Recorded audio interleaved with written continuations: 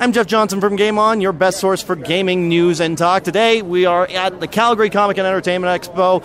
Great year to be here because I am joined by animator Tom Cook. Tom, how are you doing? I'm doing great. This has been a great con so far.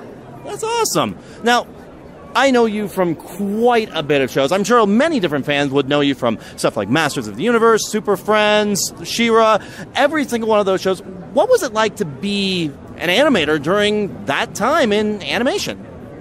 Well, back in those days, we didn't know it was that time. You know, it was just a job that we did, and it was a great job. But once we got a chance to work on such a iconic show as He-Man, it kind of made everything else pale in comparison because we had to do 65 episodes a year rather than just the normal 13. So suddenly we were so busy that it made it really nice because we didn't get laid off. There used to be a layoff every year, and now suddenly we weren't getting laid off, so it was a year-round job. Now, being a part of shows like He-Man and She-Ra, I mean, established properties being turned into an animated show, what's it like just having that? Do you have to, I guess, work with the toy producers while animating the show? Yeah, I don't know. All of it was all worked out before it got to the animation department, so I don't know exactly what went on to get it all settled, how the show was going to work. But I'm sure our writers got together with the Mattel and came up with the ideas, and Mattel had to approve them, and that's what ended up being the show. Okay. Now, while working on He-Man, and really, I mean, this could apply for any of the number of the shows that you worked, how many shows did you find you were working on at any given time?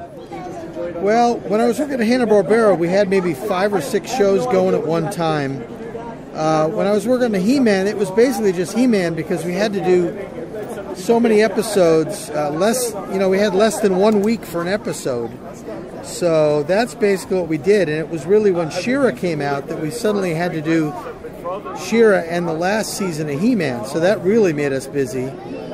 But we always managed to make the deadline, so I guess that's a good thing. Now, while working on He-Man and She-Ra, did you find there was one show over the other that was more difficult to work on, or was there one that you would prefer to work on?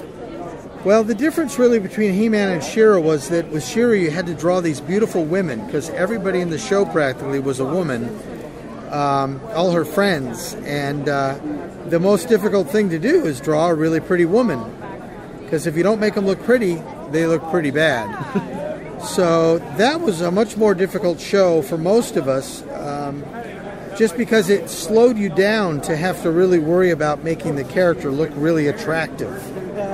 With men, you can get away with making them a little bulgy, and if the muscles don't quite line up, it doesn't look so bad. But if you've got a female character and she just does not look very female, you know, it's not good.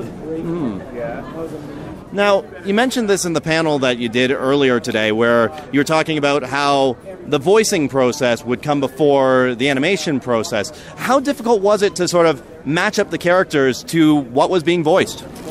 Well, it wasn't too tough because we had a sheet that showed us exactly the timing that the director wanted, and it was the sheet that we had was broken down frame by frame. So you would know on frame 7, you know, He-Man had to be saying a certain word, and he had to be drawing his sword back or whatever. So it was pretty cut and dried at times as to what you had to do. But it still was up to us to get them to do it. So we had a chance to put our own little flair on what the character was doing. Very nice. Well, Tom, thank you very much for your time today. Hey, you're welcome. Thank you very much. That was Tom Cook, the animator for any number of different shows that you'd remember from the 80s, some shows in the 90s, if I'm correct as well. And really, for me, it was for He-Man, Super Friends, Flintstones, any number of those great shows. I'm Jeff Johnson, your host for GameOn, your best source for gaming news and talk, continuing our coverage of the Calgary Comic and Entertainment Expo.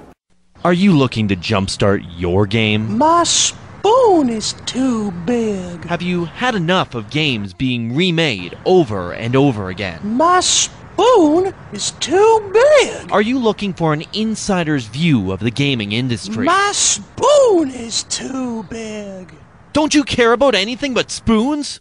I am a banana. Yeah. Just listen to Game On with Jeff Johnson.